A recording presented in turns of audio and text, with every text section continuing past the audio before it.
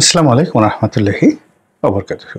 সম্মানিত দর্শক, আজকের যে বিষয়টি, সে বিষয়টি অত গুরুগম্ভীর কোনো বিষয় নয়, একেবারেই হালকা পাতলা একটা বিষয়। এই ভিডিওটি যখন আমি করছি তখন সারা বিশ্ব উত্তাল, সবার মন খারাপ, অনেকের মধ্যে আতঙ্ক, অনেকের মধ্যে জিঘাংসা। ইরান এবং ইসরায়েলের যে যুদ্ধ, সেই যুদ্ধের যে চালচিত্র, সেই চালচিত্র সারা পৃথিবীকে দুই ভাগে বিভক্ত করে ফেলেছে। এক পক্ষ ইসরায়েলকে ভয় পাচ্ছে এবং আশঙ্কা করছে ইরান শেষ হয়ে যাবে, আর আবেগ নির্ভর একটা জাতি, একটা সম্প্রদায়, শান্তিপ্রিয় মানুষ, তারা কায়মনে বাক্যে যুদ্ধের অবসান চাচ্ছে। আরেকটি গ্রুপ, তারা চাচ্ছে ইরান বিজয়ী হোক। এবং এই সময়ের মধ্যে মিস্টার ডোনাল্ড ট্রাম্প হঠাৎ করে যখন এই যুদ্ধে অংশগ্রহণ করলেন এবং তার হাতে যেটা সর্বোচ্চ অস্ত্র রয়েছে, যেটাকে ব্রহ্মাস্ত্র বলা যেতে পারে, পৃথিবীর সবচেয়ে বড় যুদ্ধ বিমান B-2 বোমারু বিমান, এবং সেই বোমারু বিমানে করে তিনি সেই ক্ষেপণাস্ত্র তিনি সেখানে পাঠালেন বা নিক্ষেপ করলেন, যেটিকে বলা হয় পৃথিবীর সবচেয়ে ইফেক্টিভ, যাকে বলা হয় ক্ষেপণাস্ত্র, যা যে কোনো পাহাড়ের উপরে, যে কোনো ভূমির উপরে এবং যে কোনো শক্ত বিষয়ের উপরে, শক্ত রক যাকে বলা হয়, পাথর, সেই পাথরের উপরেও যদি আপনি সেই ক্ষেপণাস্ত্র নিক্ষেপ করেন, তো সেটা ঘুরে ঘুরে ঘুরে ঘুরে 300 মিটার পর্যন্ত গভীরে ঢুকে যেতে পারে।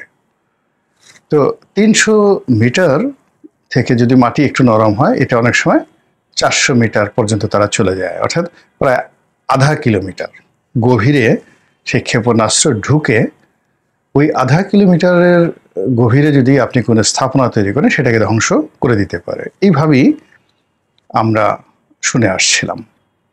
তো সেই বোমারু বিমান এবং সেই বোমা, ক্ষেপণাস্ত্রের মাধ্যমে সেই বোমা ইরানের 3টি জায়গাতে, 3টি পরমাণু কেন্দ্রে নিক্ষেপ করা হয়েছে। ইরান বলছে আমাদের কিছুই হয়নি, আমেরিকা বলছে সব শেষ হয়ে গেছে। তো এগুলো নিয়ে যখন আলাপ আলোচনা হচ্ছে এবং সবার যখন মন খারাপ, তখন আজকের যে বিষয়টি, এই বিষয়টি এর সঙ্গে বেমানান। এই কারণ হলো এটা অনেকটা স্যাটায়ারমূলক এবং এটি পুরনো একটা বিষয় এবং বাংলাদেশের বিষয়। লন্ডন যখন গিয়েছিলেন ডক্টর মোহাম্মদ ইউনূস, তো সেই সময় তিনি বিবিসির সঙ্গে একটা সাক্ষাৎকার দিয়েছিলেন এবং সেই সাক্ষাৎকারে তিনি যেভাবে নাস্তানাবুদ হয়েছেন এবং সেখানে অনেকগুলো বিষয় বিবিসির সাংবাদিক তার মুখ থেকে বের করে নিয়ে এসেছেন, সেই বিষয়গুলো এখন পুরনো হয়ে গেছে এবং অনেকে বিবিসির সঙ্গে তার সেই সাক্ষাৎকার নিয়ে দেশের ভেতরে তেমন কেউ করেনি, তবে দেশের বাইরে অনেক ইউটিউবার, কন্টেন্ট ক্রিয়েটর ভীষণ রকম ডক্টর মোহাম্মদ ইউনূসকে খোঁচা দিয়ে, অপমান করে যা মুখে আসে তাই বলেছেন। তো আমি ভাবছিলাম যে এই বিষয়টা নিয়ে একটা ভিডিও করব কি করব না, এটা তো অনেক পুরনো একটা বিষয়, কিন্তু আমার কাছে মনে হলো যে এখানে এমন কিছু ঘটনা ঘটেছে, এমন কিছু কথা ডক্টর মোহাম্মদ ইউনূস বলেছেন, এমন কিছু প্রশ্ন বিবিসি করেছে যেটা আগামী 50 বছর পরেও আলোচিত হতে পারে। এর কারণ হলো যে পুরো ডক্টর মোহাম্মদ ইউনূসের যে লন্ডন ভ্রমণটি আমাদের রাজনীতির একটা টার্নিং পয়েন্টে নানা রকম জটিলতা তৈরি করেছে। আমার দৃষ্টিতে এই সময়টিতে ওনার ইংল্যান্ড যাওয়াটাই উচিত হয়নি, দরকার ছিল না। যেভাবে আমি শেখ হাসিনার পতনের আগে তার যে সর্বশেষ বিদেশ সফর, চীনে তিনি গিয়েছিলেন, আমি বলেছিলাম যে এই মুহূর্তে তার চীনে যাওয়াটা ঠিক হচ্ছে না। এই কারণ হলো তার আগে দিল্লি যাওয়া উচিত, ভারতকে তার শান্ত করা উচিত এবং একদিকে তার মনোনিবেশ করা উচিত। তার এই মুহূর্তে চীনে যাওয়া উচিত না। চীনে যেতে হলে তাকে আগে ভারতের সাথে সম্পর্ক নষ্ট করে তারপর চীনে যেতে হবে। তো তিনি সে কারণে চীনে গেলেন। আবার চীনে তিনি অপমানিত হলেন, লাঞ্ছিত হলেন। প্রেসিডেন্টের সঙ্গে তার কোনো রকম ফরমাল বৈঠকই হলো না। তিনি রাস্তায় একদিন ঘুরে বেড়ালেন, তারপর বাংলাদেশে আসলেন। আমি বললাম যে তিনি ক্লান্ত, বিধ্বস্ত, অপমানিত, তার সংবাদ সম্মেলন করাটা ঠিক হবে না, করলে তিনি বিপদে পড়বেন। কিন্তু তখন তো তিনি দেবতার স্তরে পৌঁছে গেছেন। আমার মতো একজন সাধারণ মানুষের কথা শোনার তার যারা লোকজন আছে তাদের তো সময় নেই।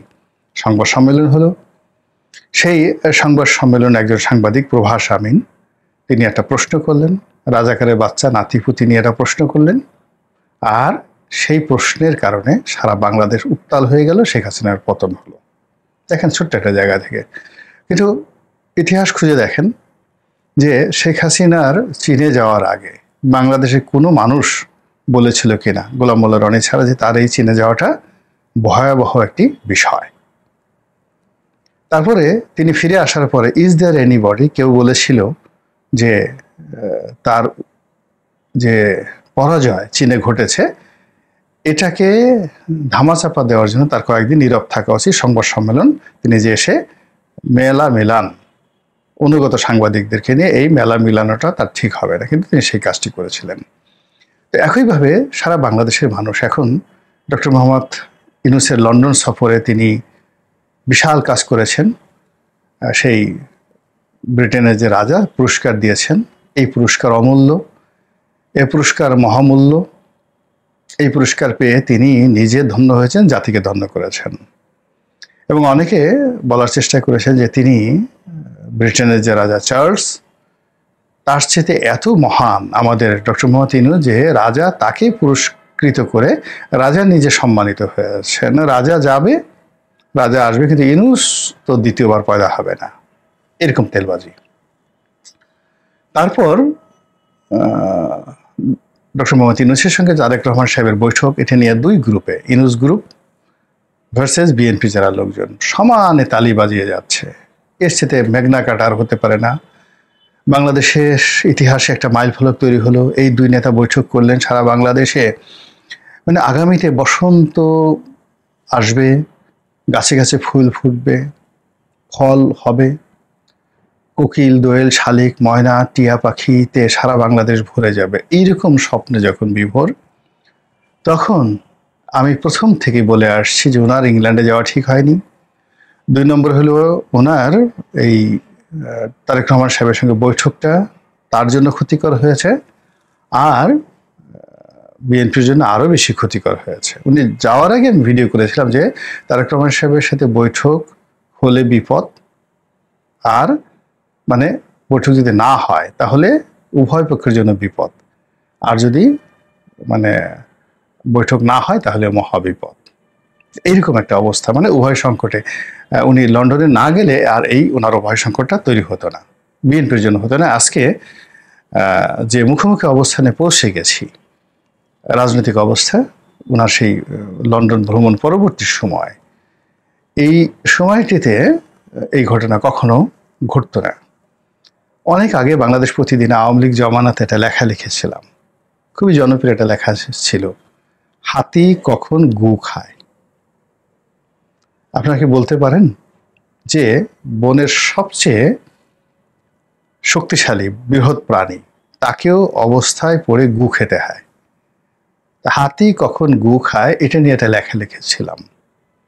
আমাদের রাজনীতিতে এখন এই সময়টিতে এমন ঘটনা ঘটে হচ্ছে যে অনেক বড় বড় মানুষকে, হাতির মতো বড় বড় মানুষকে গু খেতে হচ্ছে, এবং সেটা আমি নাম ধরে ধরে বললাম না। আপনারা যদি এই বিভিন্ন সময় কিছু দৃশ্য দেখেন এবং কিছু মানুষের মধ্যে, কিছু মানুষের সঙ্গে কিছু মানুষের হ্যান্ডশেক করা দেখেন, কিছু মানুষের সঙ্গে কিছু মানুষের পাশাপাশি বসা দেখেন, সেক্ষেত্রে সেই দৃশ্য দেখে আপনার মনে হবে একটা হাতি গু খাওয়া তাদের জন্য যতটা বিব্রতকর, অস্বাভাবিক, অবমাননাকর, তার চেয়ে অবমাননাকর ঘটনা প্রতিদিন এই নগর মহানগরীতে ঘটে যাচ্ছে এই উনি লন্ডন থেকে ফিরে আসার পর।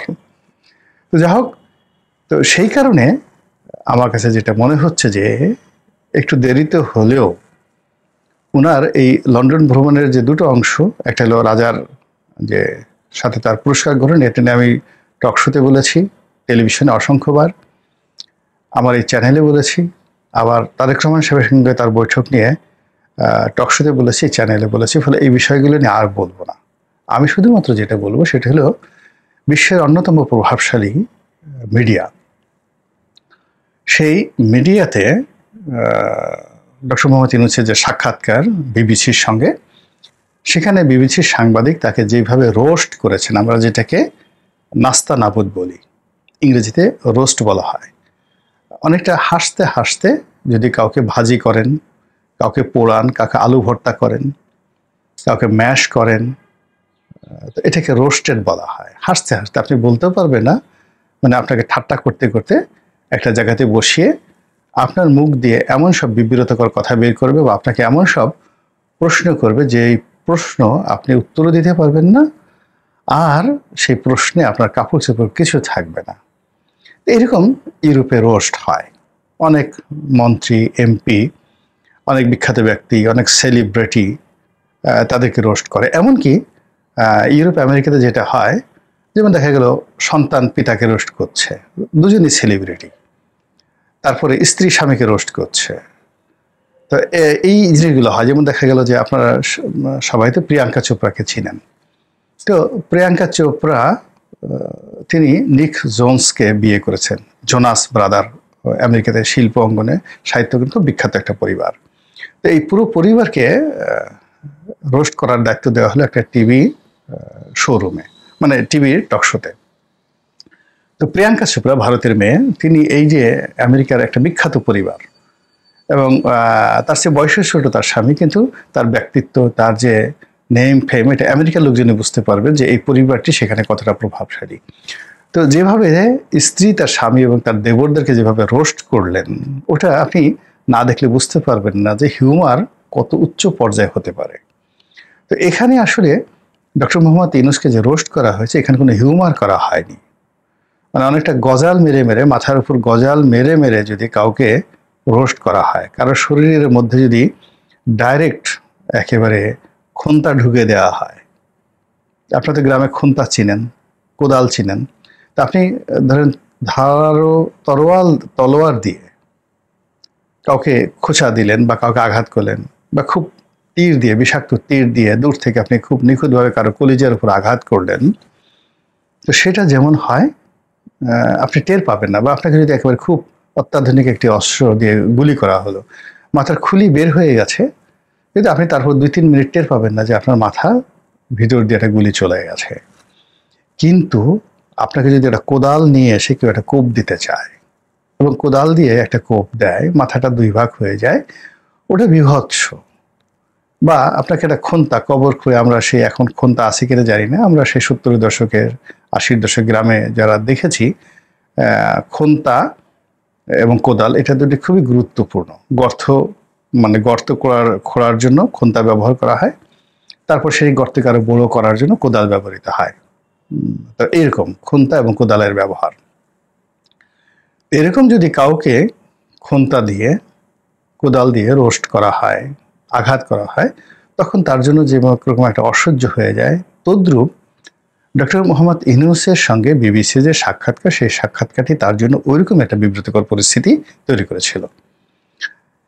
যেমন তিনি সেখানে গিয়ে খুব অপমানিত হয়েছিলেন। এর কারণ হলো তিনি ব্রিটিশ প্রধানমন্ত্রীর সাক্ষাৎ পাননি। তার জন্য খুব অস্বস্তিকর ছিল টিউলিপ সিদ্দিকির একটা চিঠি, এবং তাকে যখন বারবার তিনি যেখানে টিউলিপ সিদ্দিকি একটা আসামি মনে করেন, একটা চোর মনে করেন, একটা সুরনি মনে করেন, এবং যাকে তার দুর্নীতি দমন কমিশন দিয়ে তিনি সাজা দিবেন, ধরে নিয়ে আসবেন, টিউলিপ সিদ্দিকি হাউমাউ করে কান্নাকাটি করবে। তো সেখানে ইংল্যান্ডের মাটিতে তিনি সেই টিউলিপ সিদ্দিকির কূটনীতির পাল্লায় পড়বেন, এটা আনএক্সপেক্টেড। ফলে যখন বিবিসি সাংবাদিক তাকে টিউলিপ সিদ্দিকি সম্পর্কে প্রশ্ন করলো একাধিকবার, কেন টিউলিপ সিদ্দিকির সঙ্গে বৈঠকে বসলেন না, কেন টিউলিপ সিদ্দিকির অভিযোগের জবাব দিতে পারছেন না, তার বিরুদ্ধে কিসের ভিত্তিতে দুর্নীতি করা হলো, এই প্রশ্নগুলো BBC world, not BBC Bangla, not BBC India, তো ব্রিটিশ গণমাধ্যম বিবিসির পক্ষ থেকে যখন তাদের দেশের একজন সাবেক মন্ত্রী এবং পার্লামেন্ট মেম্বার সম্পর্কে এইভাবে ডক্টর মোহাম্মদ ইউনূসকে প্রশ্নবারে জর্জরিত করছিল, এর চাইতে রোস্ট আর অপমান হতে পারে না। এই গেল এক। 2 নম্বর হলো যে কেন প্রধানমন্ত্রীর সঙ্গে তার বৈঠক হলো না, প্রশ্ন। কেন আওয়ামী লীগকে নিষিদ্ধ করা হলো?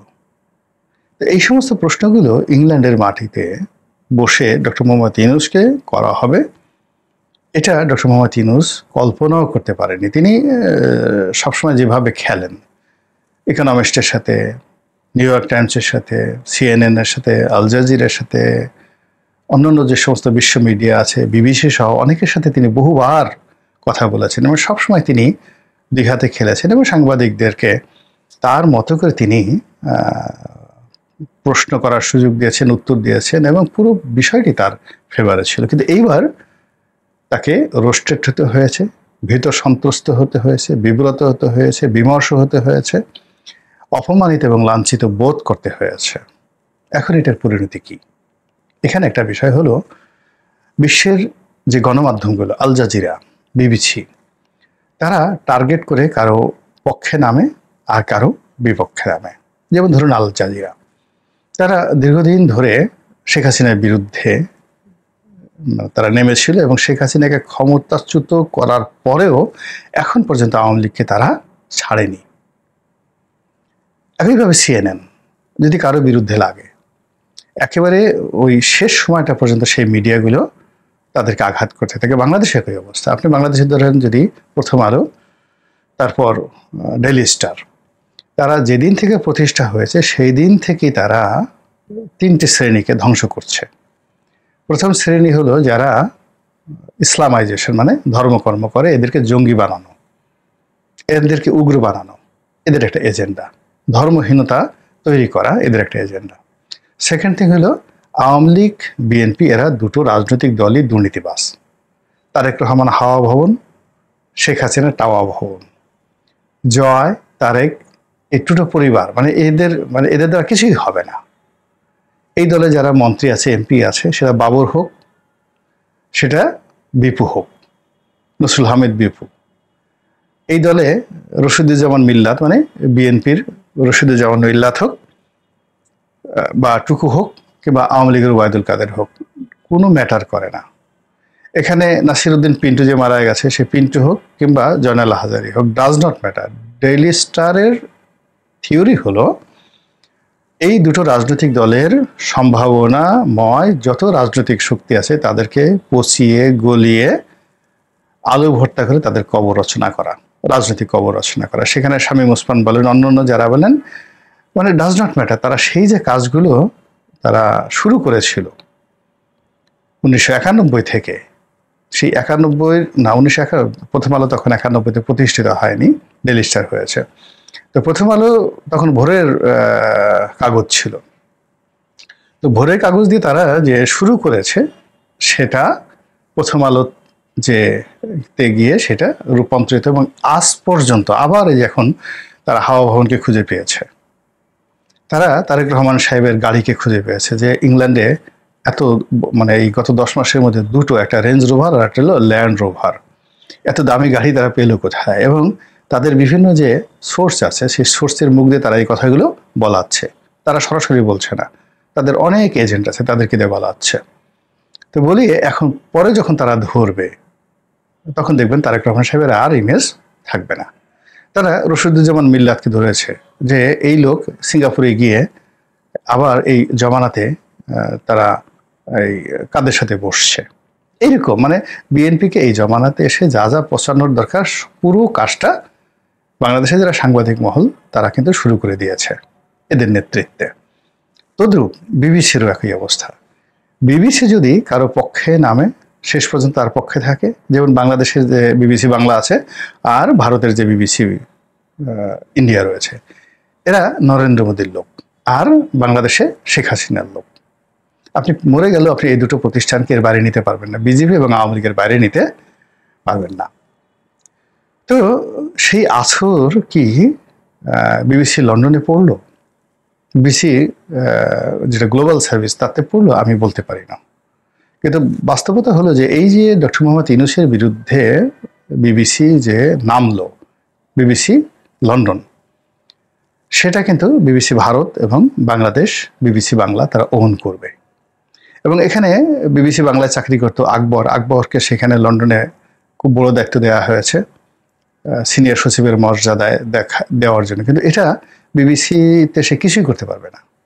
সে বরং এই যে বিবিসির লোকরা হয়তো দাওয়াত করে এনে আকবর যে কাজটা করেছে, তাকে ইন্টারভিউ করার চেষ্টা করেছে, এতে আরও তাকে ডুবিয়ে দিয়েছে। এবং এই যে বিবিসি তার বিরুদ্ধে লাগলো, তার সরকারের বিরুদ্ধে লাগলো, এটা চলতে থাকবে। এবং এই ঘটনার সঙ্গে মানে বিবিসিকে ইনভাইট করে আনার পেছনে হয়তো ডক্টর মোহাম্মদ ইউনূস এবং তার যারা লোকজন রয়েছে তাদের একটা ভূমিকা আছে, কিন্তু এই পেছনে যে টিউলিপ সিদ্দিকী, শেখ হাসিনা, তার যারা লোকজন, এমনকি নরেন্দ্র মোদীর যারা লোকজন রয়েছে, যেটাকে বলা হয় গদি মিডিয়া ইন্ডিয়াতে, বিবিসি ইন্ডিয়া এবং বিবিসি বাংলা, তারা যে এটা খেলে দিয়েছে এবং তারা যে পুরো এই বিশ্ব মিডিয়াটিকে ডক্টর মোহাম্মদ ইউনূসের বিরুদ্ধে দাঁড় করিয়ে দিয়েছে। ফলে এই প্রতিষ্ঠানটিও সেই আল জাজিরা যেভাবে শেখ হাসিনার বিরুদ্ধে কাজ করেছে, বিবিসিও আগামীতে ডক্টর মোহাম্মদ ইউনূস এবং তার প্রতিষ্ঠান গ্রামীণ ব্যাংক, গ্রামীণ ফোন, গ্রামীণ যা কিছু আছে সব কিছুর বিরুদ্ধে কীভাবে কাজ করে শুধু দেখেন এবং তারপরে আমাকে বলবেন। আল্লাহ আমাদের সবাইকে হেদায়েত দান করুন এবং হেফাজত করুন। আসসালামু আলাইকুম ওয়া রাহমাতুল্লাহি ওয়া বারাকাতুহু।